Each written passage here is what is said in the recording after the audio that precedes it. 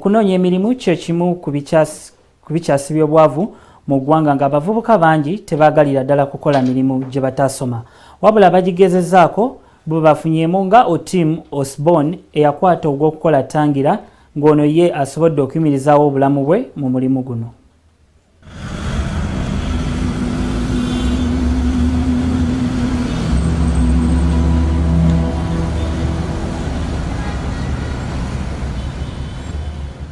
Emmotoka nnyingi wano mu Uganda zikaddiwa naye tebabulwa kye bazikolamu.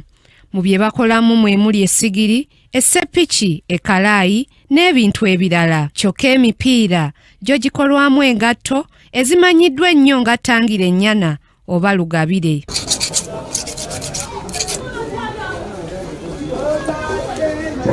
Abavubuka bano tubasanze mu Kisenyi ng'era omulimu gw'okukola engatto baguganyuddwamu nnyo. Abavubuka bano nga bakulemberwamu Otim Osborne baasalawo okwerabira emirimu gye baasomerera ne batandika okusala emipiira gy'emmotoka nga bakola engatto. Anga yaliwo ssaawa ezo ate nga ndaba endala yonna zino gye zisobola kukola.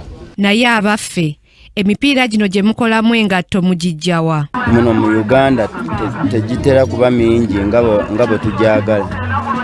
Ebiseera ebisinga obungi abamu bagijja Kenya eyo wawa, naye ekisinga tutawaanya gwe musolo.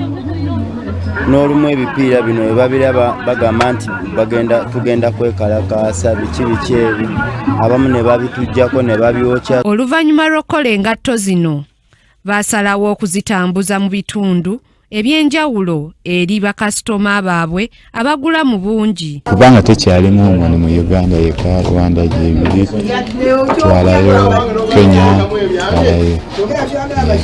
Omulimu guno bagufunyeemu kubanga basobodde okukolamu ebintu ebirala bye basobola okufunamu ensimbi n'okubeezaawo abaabwe. Era alya asasula nnyumba, gulira engoye waliwo alamujjanjaba.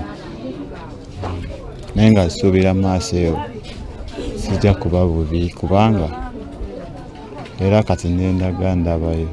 Kyokka nga buli mulimu bwe gubeeramu okusoomoozebwa, Otim atutegeezezza ng'ebyambe bye bakozesa awo ebibasala ennyo. Okusooka okoowa nnyo, ekyokubiri najjo weesala akambe katusala nga gawoolaba ati nawe gino enkovu yonna yaleese yonna. Wano we basabidde gavumenti ebayambe okukulaakulanya omulimu gwabwe wamu n'okubafunira obutale mu mawanga amalala kubanga engatto zaabwe bazongerako omutindo buli lukya. Gavumenti bebe so tufunira akatale wabweru eyo tugabire zisobola okutambula naffe ne tubaawo ne gavumenti nefunamu omusolo.